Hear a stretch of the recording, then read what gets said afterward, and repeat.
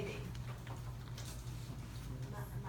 Maxillary bone and palatine.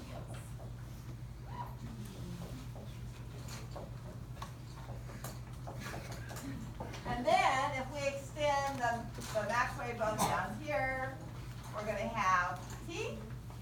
And then here we're going to have, not anatomically accurate, maybe a little bit higher.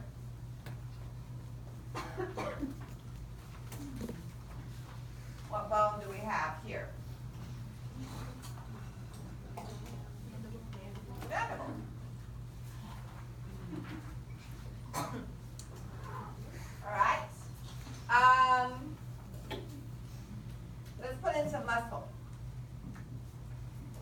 So, thinking about the muscularis externa, well, let's kind of write a chart over here. So, for the mucosa, what would be the epithelium? We put it on our list for our general plan. There's only two epithelia in the digestive system. Non-cornified, stratified, squamous.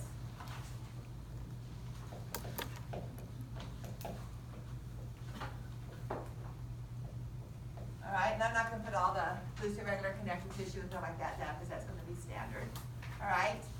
Do we have a muscularis externa? Do we have smooth muscle forming the wall of the tube? No. No. So no. I said externa. I meant muscularis mucosa. Sorry. No muscularis mucosa. All right. There would be a submucosa because we have the reticular layer of the dermis. So that would be our submucosa.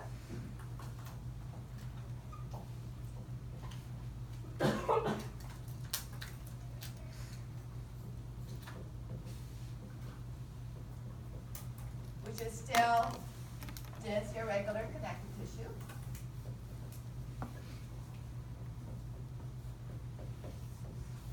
All right, so now let's look at the muscularis externa, the tube, the muscle of the tube. And this is going to be skeletal muscle. So I'm just going to write skeletal muscle here, and then write it in on the other side.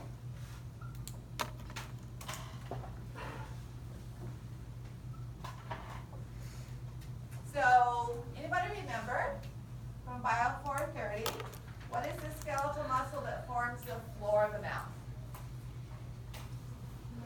Comes from the hyoid bone to the mandible? Mylohyoid.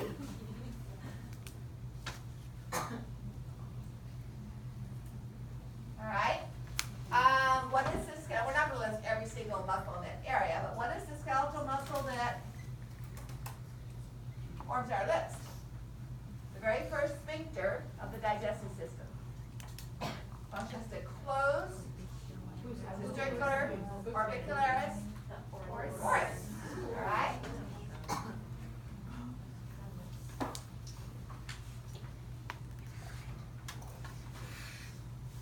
And then here, and I'm not going to fill it in quite there because I have to put all the tongue in.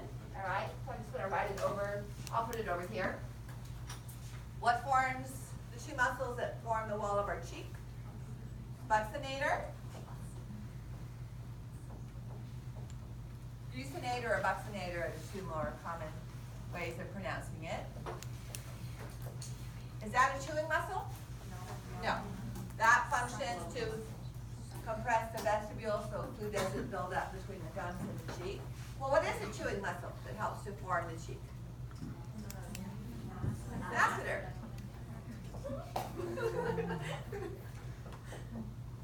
Okay? So we've got the buccinator or buccinator and the masseter forming the sides, orbicularis oris forming the sphincter, mylohyoid forming the floor. Yes? Is there a reason you did it? Because I want to draw the tongue in here? No. Oh. Those under skeletal muscle, are they separate from that or no? No, it's just I didn't put them over here because I want to draw the tongue and stuff. Okay. And I would have covered that up. Okay. So I just put it over on that list. Okay? So then we have the tongue. So here's the mylohyoid here, all right, at the very lowest point.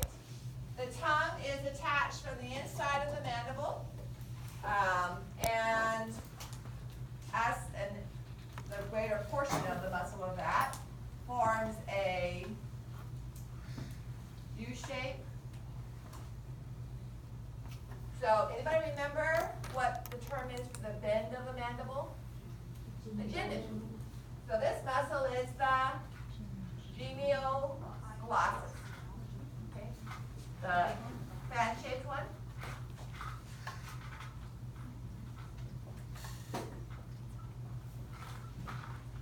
And then coming from the temporal bone and inserting into the posterior aspect of the tongue.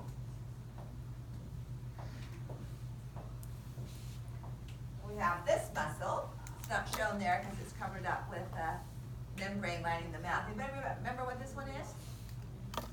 No? That's a nerve. Styloglossus. Okay, remember all of our tongue muscles end in glossus? So genioglossus protrudes the tongue. You're sticking your tongue out, all right?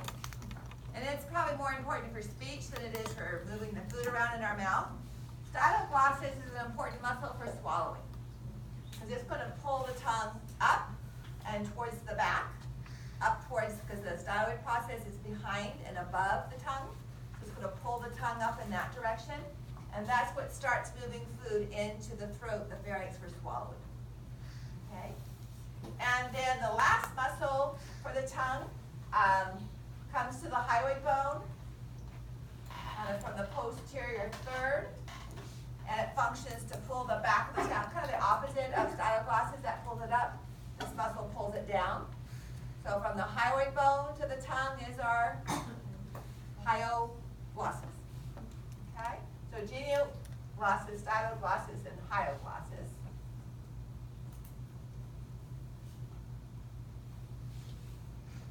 All right. What would be the nerve that innervates orbicularis oris and buccinator? Facial nerve.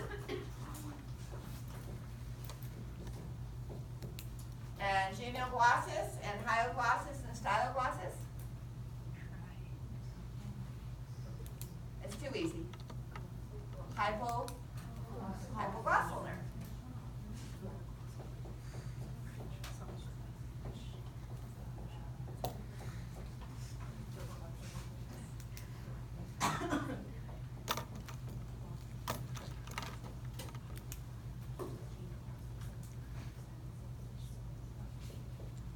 All right. Facial is also going to innervate buccinator. And what's going to innervate masseter? Cranial nerve 5. The third branch of cranial nerve 5. That was a hint. What cranial nerve has 3 branches? Trigeminal.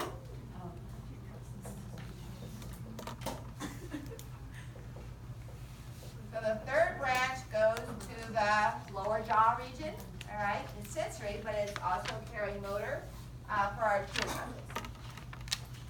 Myohyoid, you don't have to know, but it's also trigeminal. Okay? Now, in addition to the masseter, which is part of the wall of the mouth, we have 3 other chewing muscles. You guys remember what they are? I'm not going to draw them on the board, but up here, temporalis, okay? So for chewing muscles, we also have temporalis, which is going to be the still trigeminal nerve. And the 2 pairs of the silent P comes off of the plate, the blank plate of the sphenoid bone. Pterygoids. So the temporalis, the pterygoids, and the masseter, I'll put asterisks by them. Those are our chewing muscles, also innervated by the third branch of trigeminal. Okay? Now, we're not quite done with nerves. We're done with muscles, but we're not done with nerves. So, if I cover the tongue with an epithelium, and the inside of the mouth with an epithelium, and the soft palate with an epithelium, what's going to be sensory? You burn your tongue, you bite your tongue, you get too many spices on your tongue. Pay attention to temperature for the mouth. Trigeminal. It's major function is sensory, all right? So trigeminal nerve is going to be sensory. Just for pain, touch, and temperature. We have other nerves for taste that we'll get to in just a moment. I think it's a better diagram than last time. Practice. All right, so one other term that we saw before with the nasal cavity. Remember where the vestibule was for the nasal cavity? The nostril space, all right? We have a vestibule for the oral cavity, and it's the space between the cheek or lips and the gum. So if you take your tongue and you run it over the lateral or outside surface of your superficial surface of your gum, it's in the vestibule. And the purpose of the buccinator muscle is to keep food from building up in the vestibule and to stay in the oral cavity. Okay? All right, while I have this diagram up here, I'm going to draw these two muscles right here, which I had on my muscle list in Bio 430, but students weren't responsible for, at least for this one. So these are coming from the palate, and they help us find the palatine tonsils. I'll draw them again from an oral anterior view.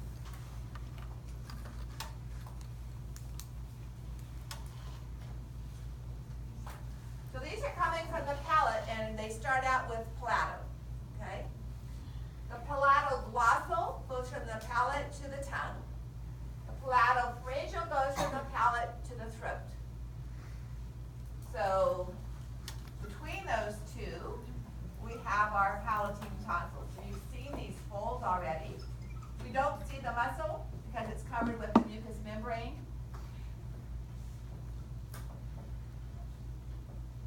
But you can see that if you look in the mirror, and the tonsils are going to be right between them.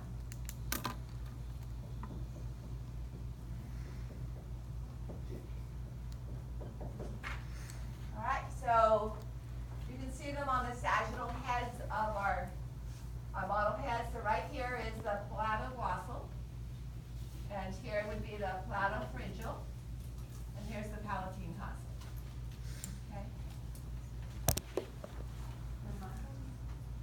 So often they're referred to as the palatoglossal fold if we include the mucous membrane over it, kind of like the vocal ligaments. Are we talking about the ligament or the muscle or the mucous membrane over that? So you won't ever actually see the muscle, but here would be the palatoglossal muscle right there. But you're going to see it with the membrane over it. So you can call it the muscle or you can call it the fold. Okay? All right. So identify this muscle. It has the green dot on it.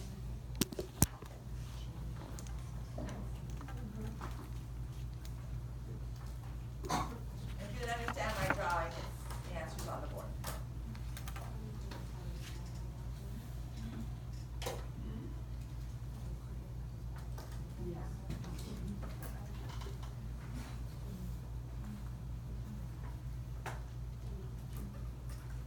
So this one would be the hyoid tongue, hyoglossus. Hypo is the nerve. All right. This runs from styloid process to tongue. Styloglossus is the one I asked you to identify. Is from the genu of the mandible into the tongue. Okay.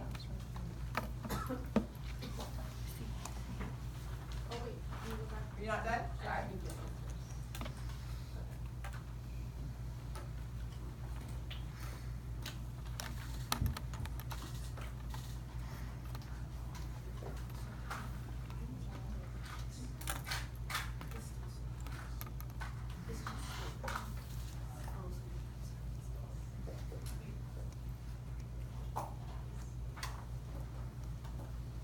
Okay. Okay, question 3. We haven't read it, we're not ready for that, so let's come back. We haven't talked about the face yet. All right, so let's look at the diagram on the right, since this is similar to what we have over there already. So here would be the hard palate, where we have the maxillary palatine bone. The soft palate I've shown shown in a mid-sagittal cut, but this is the uvula. We mentioned it with the respiratory system because it helps to close off the space between the nasopharynx and oral pharynx so you can cough or say the hard C and hard G sounds. So here would be the palatopharyngeal fold, which creates the arch made by the palatopharyngeal muscle. Here's the palatoglossal, all right? And again, the palatine tonsil between those two. So if you look in your mouth in the mirror, when you brush your teeth tonight, you can find those. I don't have my tonsils anymore, but you can still see the arches, all right? Since we have this image here, before we move on to taste buds and sensory, we have two membrane structures, three actually.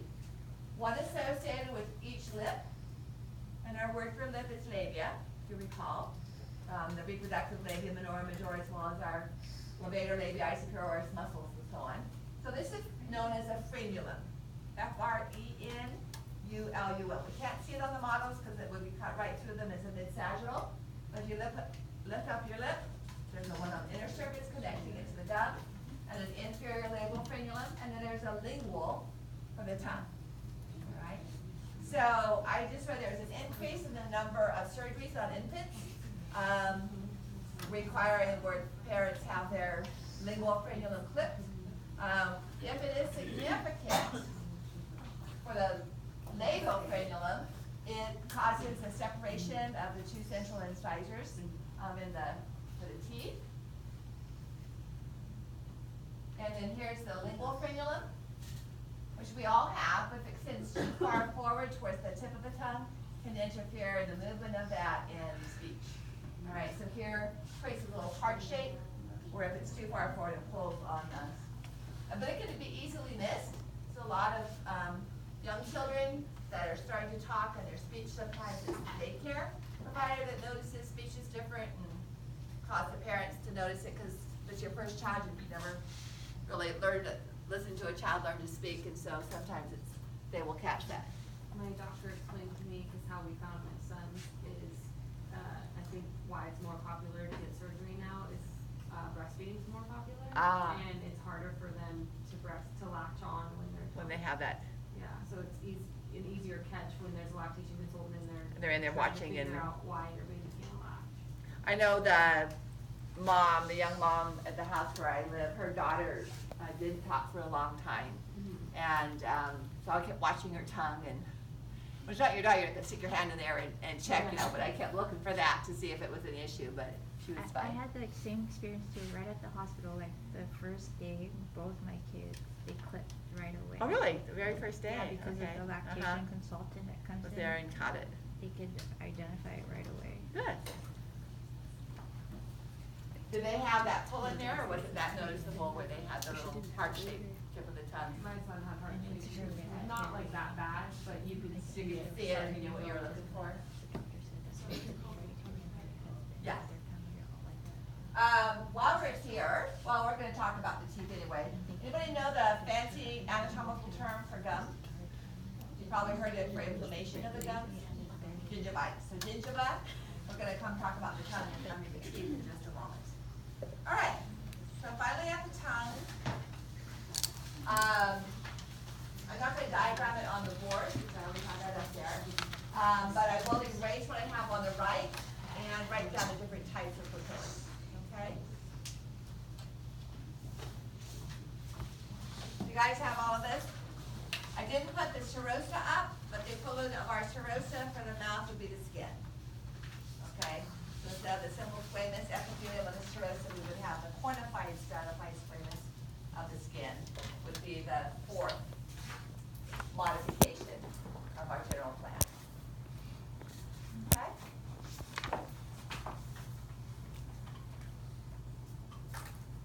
So sensory from the tongue, as I mentioned already, would be trigeminal nerve. That's for touch, pain, if you cut it or burn it. But we do have taste sensation, which is a special sense. And we have three cranial nerves for taste. All right? So taste buds are associated with three of these papilla. There's a fourth type that humans don't demonstrate called a foliate, which looks like a leaf. All right, but in humans we have this, the filiform is the most common, and this has no taste buds. It's not cornified like a cat's tongue where they're using it for grooming, but it is this sharper looking component, and it's the most common. So it's essentially what you're not seeing, okay? No taste buds.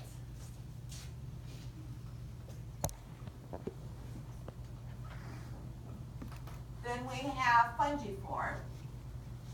Fungi for fungus or mushroom. And this looks like a toadstool cap.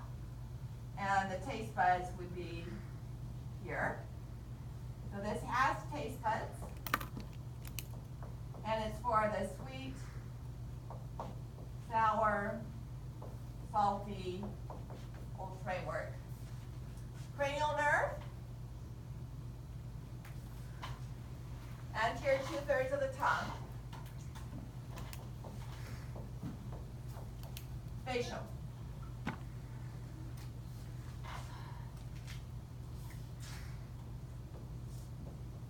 The facial is just not just motor, all right? It's sensory for taste, and it's also autonomic motor for some of our salivary glands. And then those are these right here. They stick up above the surface a little bit. And then there's an upside down V or chevron arrangement of the largest papillae in the back. So these have a moat around them. So anything that is detected by these taste buds has to be soluble in liquid to get down into the moat. And these are known as circumvalleys. So a moat or valley around them. And this is for bitter.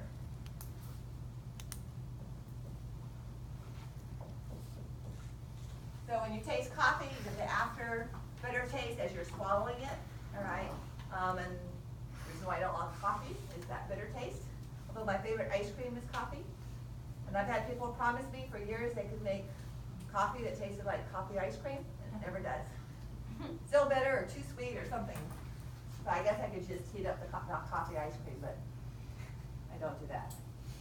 Now, what's the cranial nerve for the bitter taste? Somebody mentioned it here for the muscle. Glossopharyngeal. Cranial nerve 9. Glossopharyngeal is also sensory for the back of the tongue. So trigeminal would be sensory for pain, texture, from here, and glossopharyngeal is back here. Okay, this kind of an aside. Those of you that had me in the spring, I didn't do the grapefruit experiment with you, did I? Okay. I was talking last night about, I'm trying to remember, I think it was a year ago I did it. I wanted something different from the typical dip a Q-tip in sugar water and see where you can taste it on your tongue.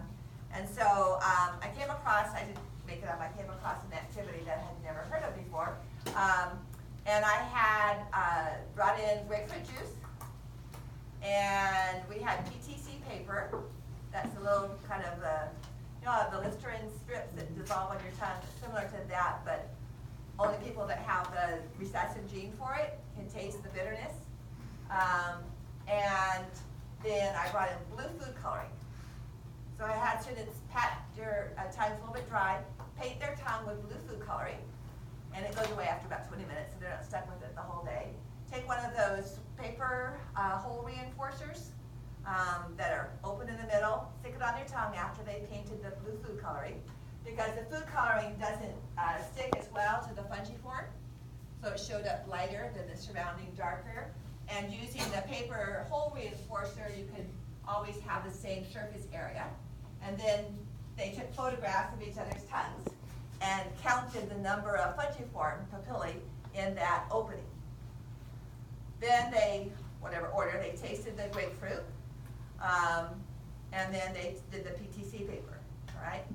So I happen to love grapefruit juice. I can't taste the PTC. And I have about 9 fungiform papillae in that little ring.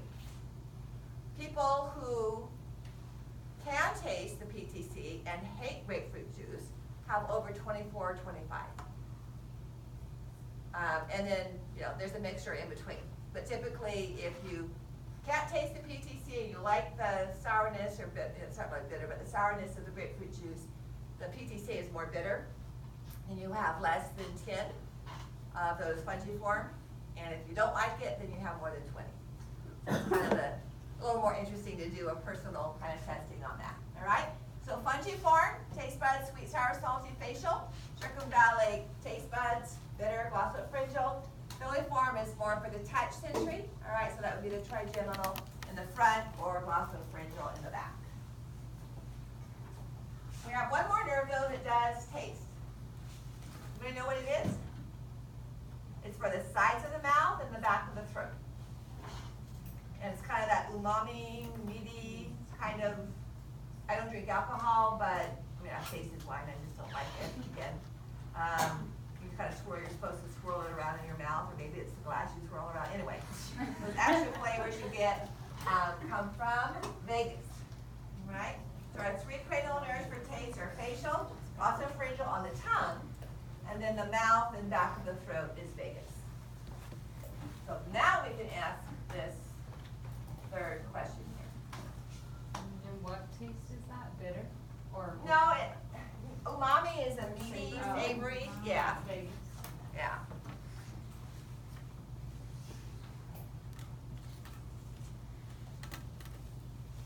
So all of them are correct, except for one.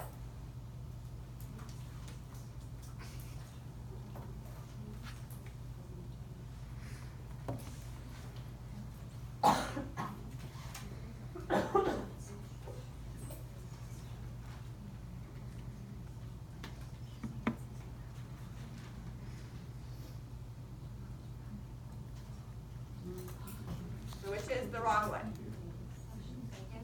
Vegas. It does taste, but not from the tongue. Okay. Or mouth.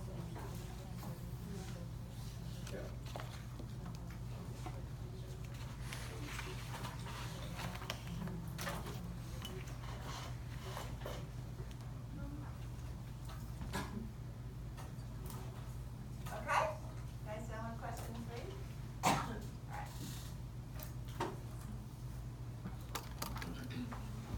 Alright. Alright, 2. So may I erase the board? You guys have all that? Maybe it's just the colors, it's too much kind of information that's there.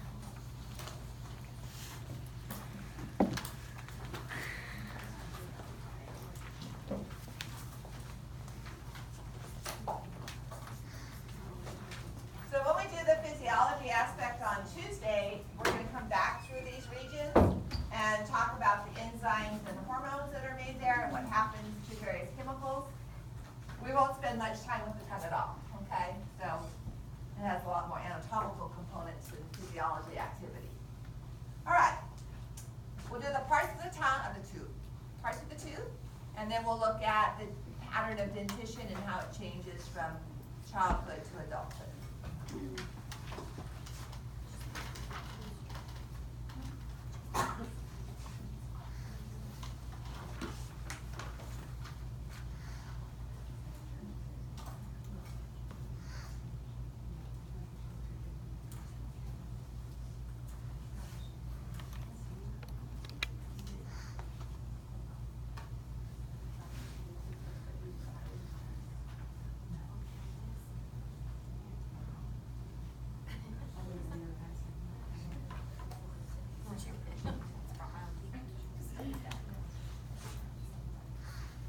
All right, so the part that I'm drawing in a hashtag with blue, that structure, it's not really a tissue, but that structure is made of enamel. All right. The green dots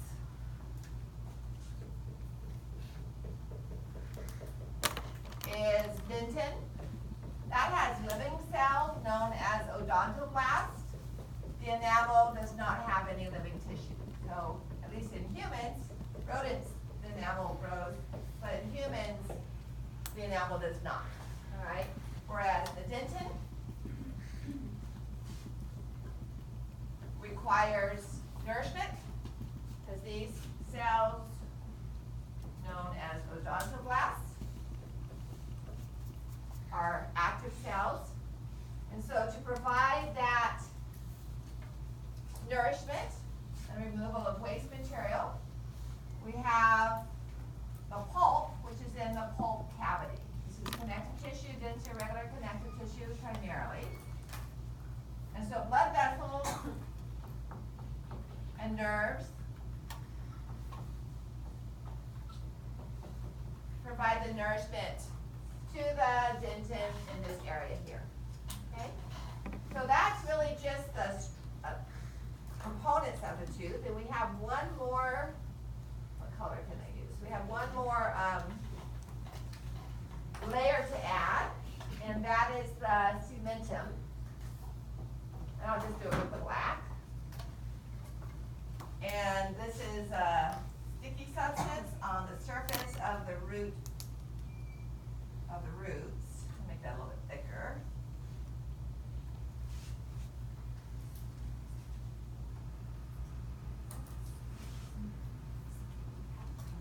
So the surface of the tooth is going to be either the enamel or the cementum.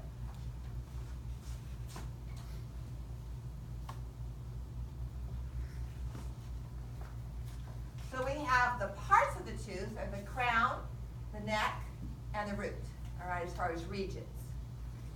But to identify that, it's a little difficult to do because to separate crown from neck, I need to have the gingiva, all right? So we have the bone.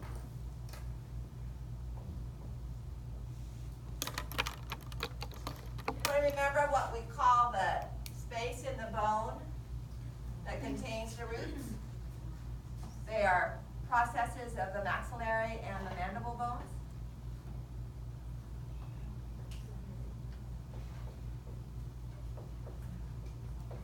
Alveolar process. All right? So then over that we have the gingiva, or the gum.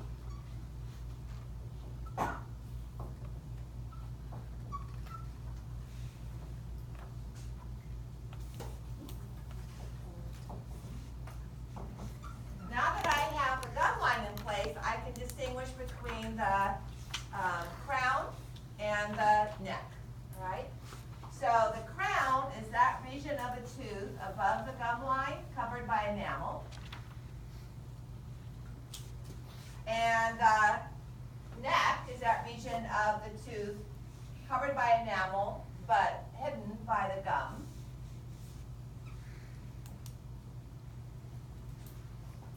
And the root is that region of the tooth covered with cementum.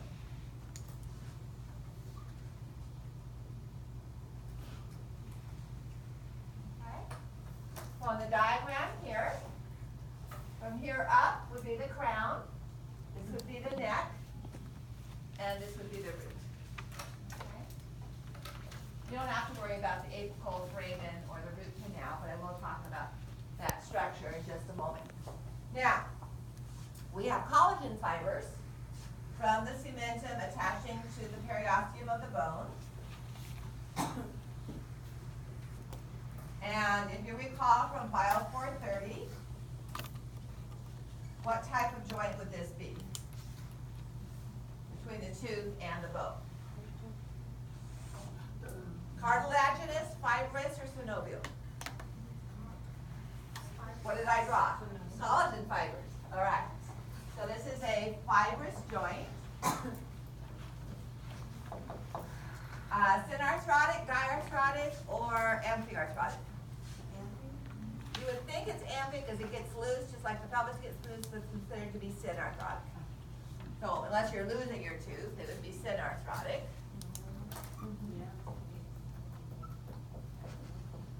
All right, and what do we call the tooth joint? So the fibrous membrane between the radius and the ulna is called a syndesmosis. The cartilage between the two vertebrae, the intervertebral disc, is called a synchondrosis. So in that sense, what do we call the tooth joint? I like words that sound like what they are. Like truncate means to cut off short, like cutting a tree trunk. All right, so this is sounds like you're gumming your food. Gumposis.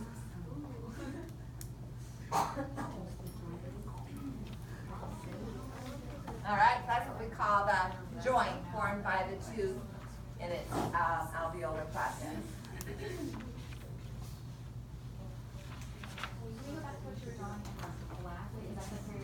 Yeah, that's the periodontal ligament, which you don't have to know, but that's what it is. It's the fibers of the joint.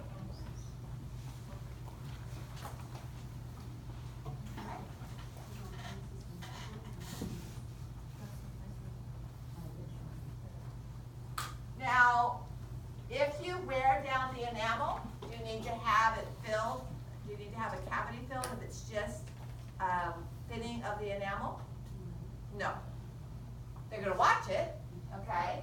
But only if it gets through the enamel and into the dentin will you need a cavity to be filled, okay? If, however, the bacteria erode that and it gets into the pulp cavity, then you probably get an abscess, an infection of that, and typically a root canal is done, where the endodontist goes in and there's an infection, treats that with antibiotics, all right? And then does a root canal to destroy the vessels and the nerves, and then seals it off, and a crown is placed, because your tooth is now dead. The dentin is no longer living. So, why don't they just pull it? So eventually you might lose several of your teeth if that's the case. And without the pressure from chewing on the bone, osteoclast activity becomes a higher rate than osteoblast, and you start to actually lose bone tissue. So you may remember from Bio 430, some of our geriatric mandibles, there was not even a mental foramen left because the entire alveolar process had been reabsorbed, and maybe a centimeter of mandible left, okay? These were the people that you would see if they don't have, obviously it's hard to put dentures when that's all the bone you have left, and it looks like their whole mouth is caved in, because they're missing an inch to an inch and a half of bone, and it would occur on the upper jaw as well, okay? So that provides, you need that pressure, you need that stimulus of tension on the osteoblasts for them to keep remodeling and replacing and keeping the bone healthy. All right, so let's look at dentition. May I erase the diagram here then?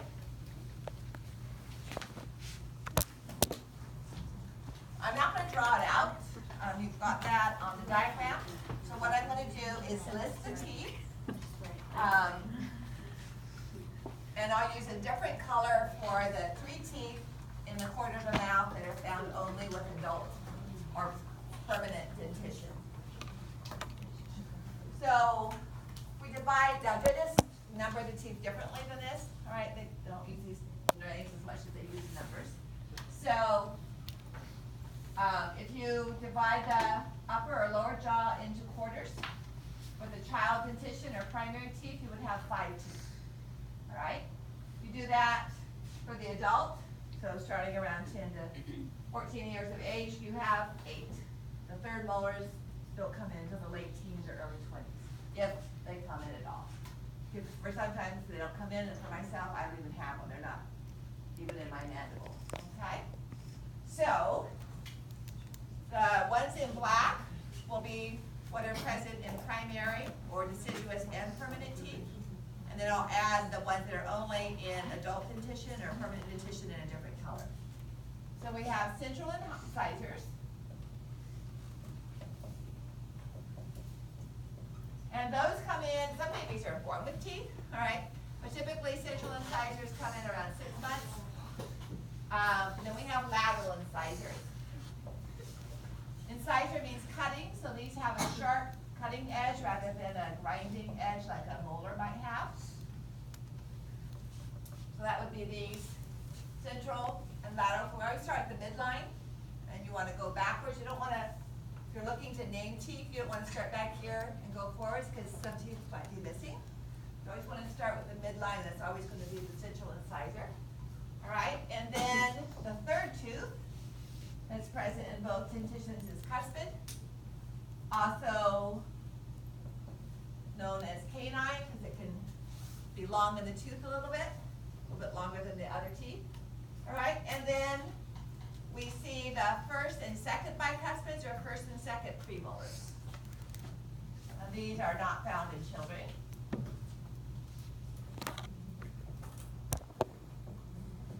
Neither term is fine.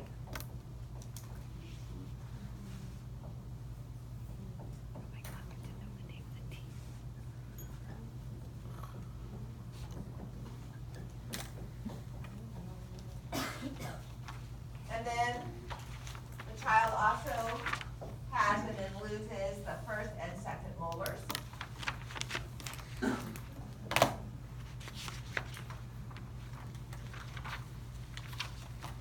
And then the eighth tooth, again, may or may not come through.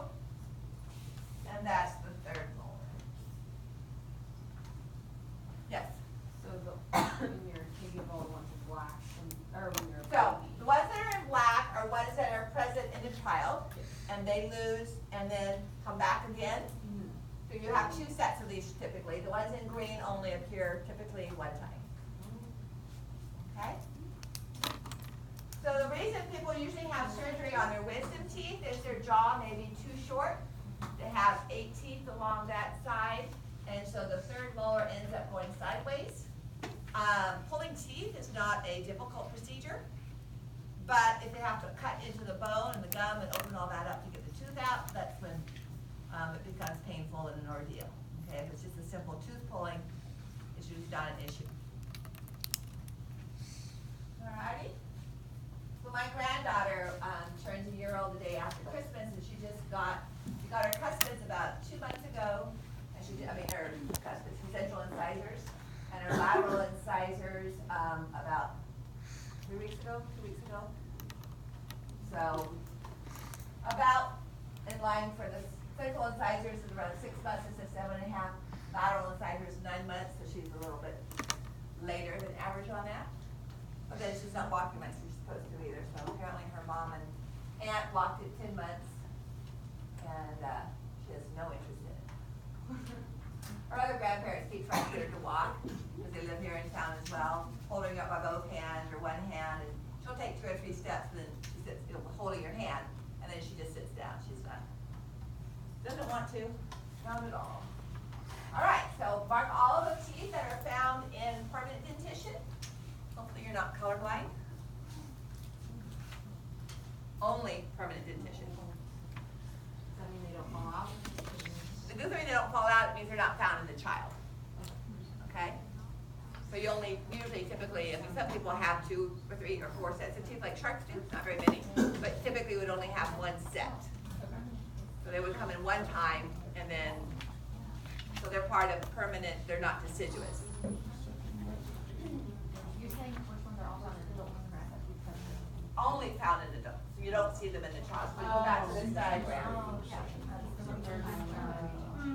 So you would find them over here, but not over here. Okay. That's why I said you're not colorblind.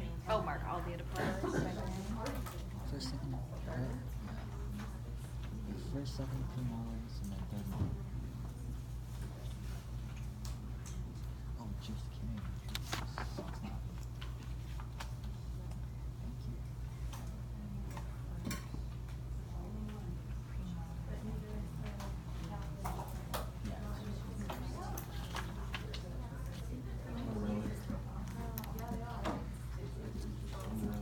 Thank you.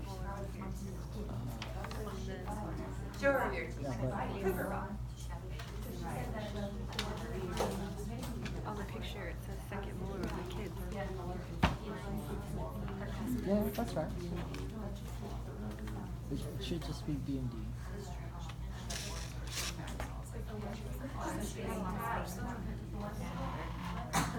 So again, So the this is question is only adult asking, teeth, Yeah. is what the question is which asking. ones do you see on the right and not ever on the left? Okay, so they do come in eventually, but they are considered to be permanent teeth because for the child's dentition, they're called deciduous because they come in and then they fall out. or they're pulled out by a piece of string or whatever, and another same tooth then replaces it, and that one is the permanent one. We have 3 teeth that only come in one time, typically. Which of those 3 teeth are listed here? But not all of them. Not all of them, but which of them? Okay? We're still not done with them now. What do we have left? Teeth are considered to be accessory organs. The tongue is considered to be an accessory organ, and salivary glands. So accessory organs do not mean an accessory as in not needed. All right. So you may have put on accessories today, a watch or a necklace or jewelry of some sort, chain, and you didn't need that to cover up your nakedness. It was an accessory. Well, we can argue about watches. But for the digestive system, accessory means food doesn't pass through it before it crosses. So we've talked about the digestive tract being a tube that's open to the environment, and food has to be broken down to simple amino acids and simple sugars to cross the plasma membrane. So food does not go through the liver until it crosses the plasma membrane and gets into the blood. Same thing with the pancreas, same thing with the salivary glands. So it's considered to be an accessory organ. It might send secretions into the digestive tract via ducts. So it used to be part of it. It grew out as a pouch and then developed further. All right? So salivary glands are considered to be accessory organs. Although you probably could live without them. Your mouth would feel really dry. But you certainly don't need the enzymes to be able to complete digestion. Most of us don't chew our food long enough, as I indicated, for those enzymes to have any chance of working. So we have 3 sets. Are you going to have a diagram of them? Nope. All right, I'll show them to you on the model. So we have 3 sets of salivary glands. First, again, we get to our autonomic nervous system for these. And we have either serous or mucus secretions or a combination. The largest one is known as the parotid gland. Para meaning next to, and otid referring to otid, ear, not egg. So it's this one right here. This below anterior to the ear, next to the ear. All right. So that would be the parotid.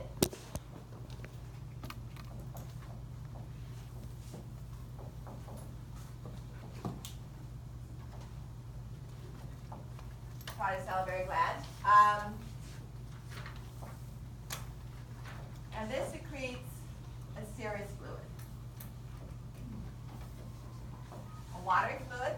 It's going to contain the digestive enzymes that we'll talk about on Tuesday. All right. This is the one that secretes when you smell really good food baking or you're chewing gum. And so this is innervated by the glosopharyngeal nerve. Would this be sympathetic or parasympathetic? Para. Adding saliva is a normal digestive activity.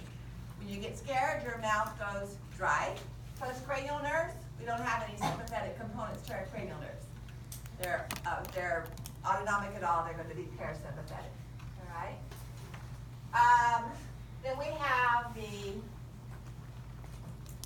mandibular. And this one is a mixture of serous and mucus fluid. So more serous than mucus.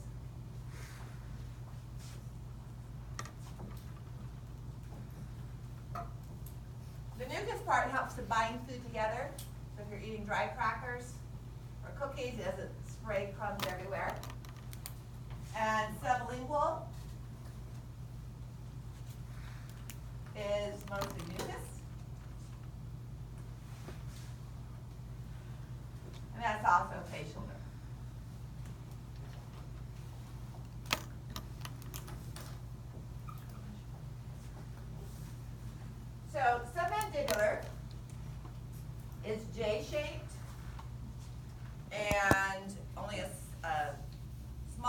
of it is seen here.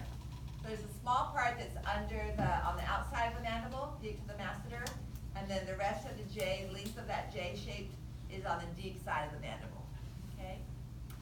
And then sublingual is under the tongue with multiple ducts.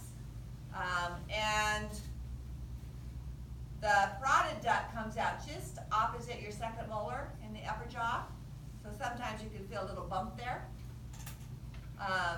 Some people can get their sublingual and submandibular to squirt. I think it's called leaking. And it can squirt out about 10 feet or so. I've never seen anybody do it, but there's videos. There's videos of everything online. So, if we look at the histology, the purplish cells are the serous secreting. The mucus cells are white and frothy.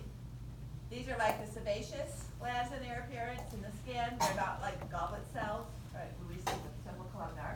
So this would be the parotid gland, all right, with the ducts shown there. And it's hard to see, but it's similar to the pancreas, where we have a mulberry or a blackberry-like arrangement that if we look at it in cross-section, has kind of pyramidal shaped cells that then secrete into a duct. And due to the enzymes and proteins, it has a blue purplish stain. All right, so these would be the serous components shown in purple here, with a little bit of mucus. So this is submandibular. And then with a lot of mucus and just a few serous caps on them would be the sublingual. How do you tell the mucus ones? Pardon? How do you tell the mucus? They're white. More one. So see how there's no white frothy cell here? This is parotid. This is mostly purple, but you have a little bit of the white frothy component here. So this is serous, the submandibular with a little bit of mucus, but mostly serous. And then sublingual has almost all mucus with just a few little serous thin caps on the mucus part. So if we look at sublingual, we have like this, and then there will be what we call a serous dimilum.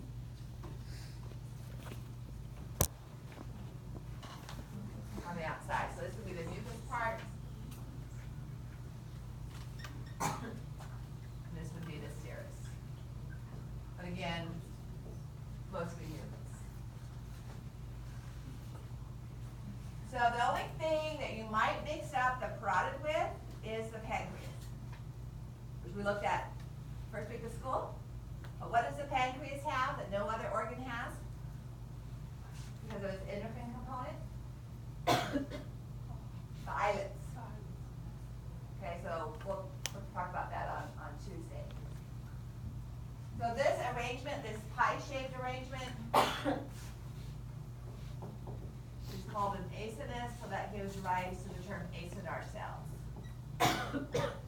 And that's what the pancreas has, kind of that blackberry, where they kind of all point towards the center. This is not a pie-shaped gland, it looks that way because it's cut in cross-section. Okay. All right.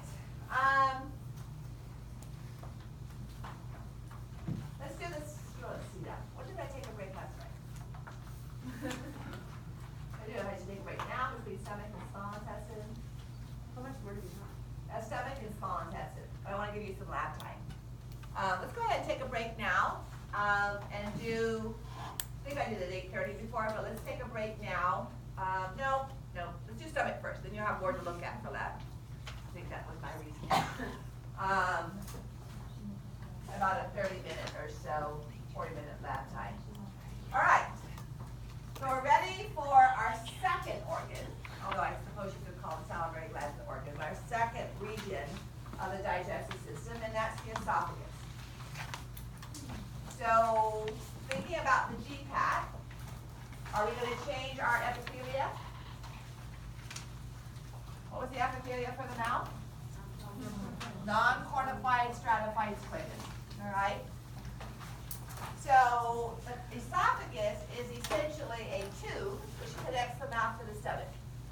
The only thing that might happen physiologically in the esophagus are any enzymes that were secreted into the mouth. In the short time it happens to move it from the mouth to the stomach, if those continue to work. The esophagus doesn't add any enzymes to the function. It's just a connecting tube. So for our mucosa,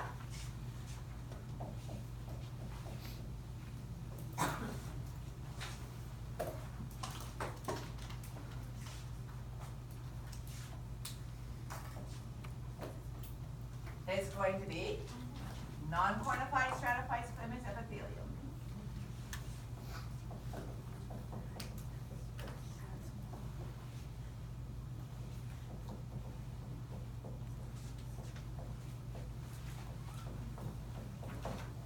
All right. Loose irregular connective tissue. We have that with every epithelia.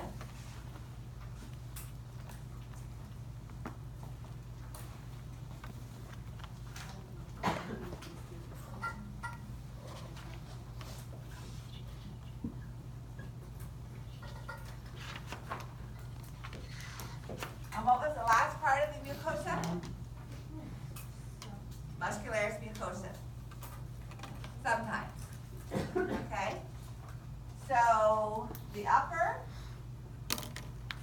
1/3, no muscularis mucosa. Because we have skeletal muscle. And we only have muscularis mucosa when the wall is smooth.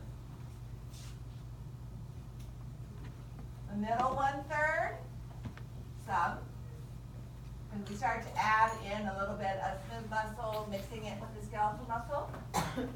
And the lower or distal 1/3, the muscularis mucosa is present. Okay?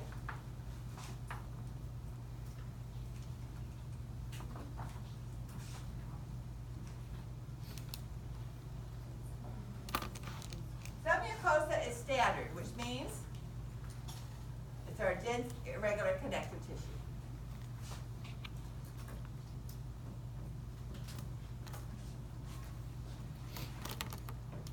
Except in the most distal region, meaning the closest region to the stomach, about the last inch to inch and a half,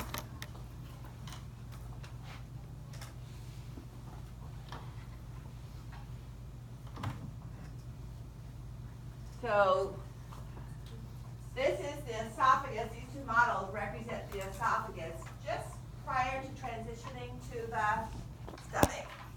So by then we're going to have a muscularis mucosa, and our muscularis externa is going to be smooth muscle. All right, so non-cornified stratified squamous. Here's the simple columnar of the stomach. Muscularis mucosa. See these blue purple circles right there? That's our modification. All right? Those are called submucosal glands because they're in the submucosa. But they are mucus glands, similar to the sublingual that we saw. So it's not goblet cells in the simple columnar. Why do you think we have mucus secreting glands in the very last inch or so of the esophagus? Pardon? Yeah, protect it from what? Acid from the stomach. So as food moves into the stomach from the esophagus, the gastric juices can splash up and cause damage. Even though this is to protect, because multiple layers, it can still damage that and cause erosion. And so the modification for the most distal region of the submucosa are submucosal glands secreting mucus.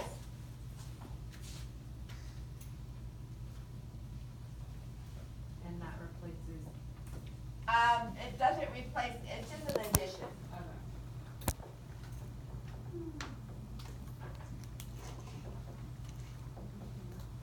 We also see very similar submucosal glands in one other location. Where do you think it would be, considering the purpose of these submucosal glands? What's on the other side of the stomach? the small intestine.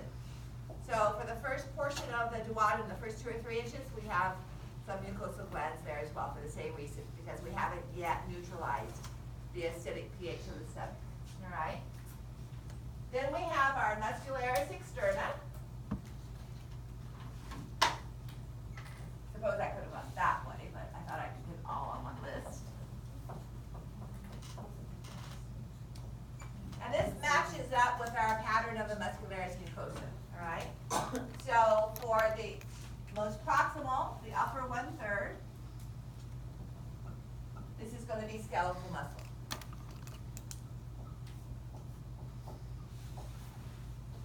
But still innervated by vagus. Vagus is going to be doing the esophagus, the stomach, and the small intestine. Okay? The middle 1/3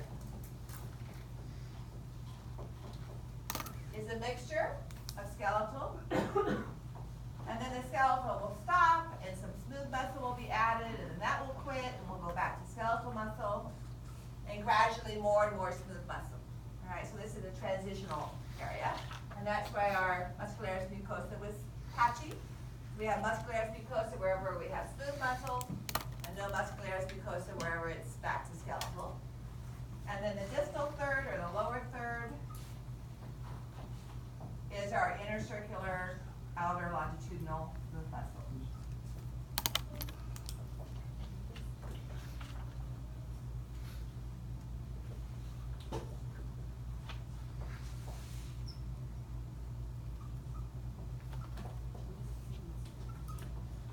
Okay.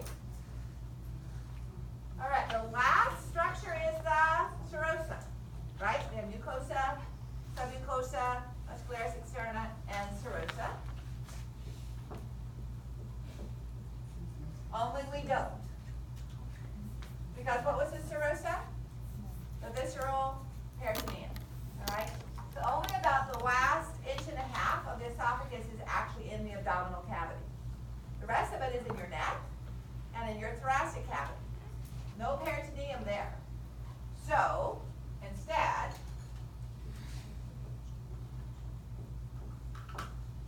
we have a tunica adventitia, essentially a dense, irregular connective tissue like we have with our large blood vessels, kind of holding it in place to the surrounding, holding it, attaching it to the back of the trachea and so on.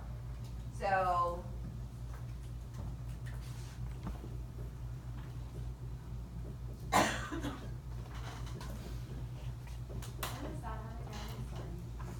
around the esophagus until it actually gets into the abdominal cavity. So, yeah.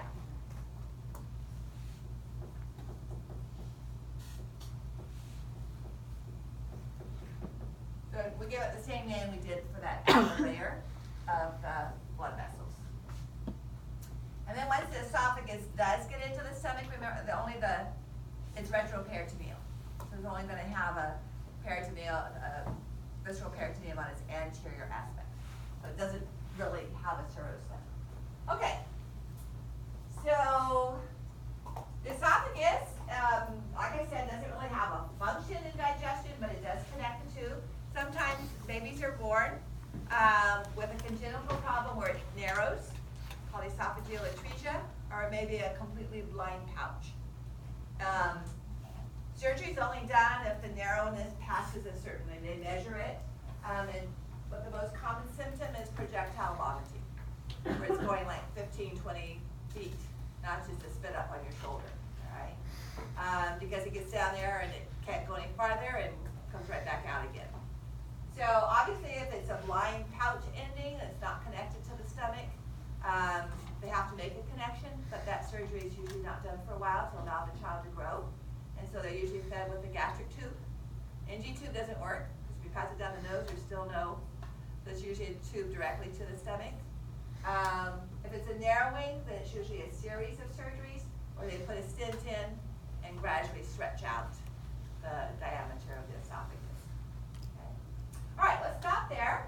And you can review the oral cavity structures that I went over, all right? We don't really have the dentition pattern, and the only tooth we have doesn't show a gum line. So can identify enamel and dentin, which would be the outer surface, and the, the cementum and the dentin and the pulp cavity. There are B series, but I don't use these on exams. All right, so I usually show a photograph, or we do, we don't have it, but there are images online of a mandible, a large mandible about this size, that have the teeth on it. So just learn them from the midline back, and then if I show it on an image, just count from the central incisor till I just kind of name them off until you get to the particular one that I've tagged. And then we have I've got those models for the esophagus, and this shows different locations. The esophagus would just be the top portion here, all right? And stomach we haven't gotten to yet. And then we have these of the stomach as far as the blood vessels, if you want to review those. Okay, so half an hour, and then we'll come back and finish up lecture with stomach and small intestine.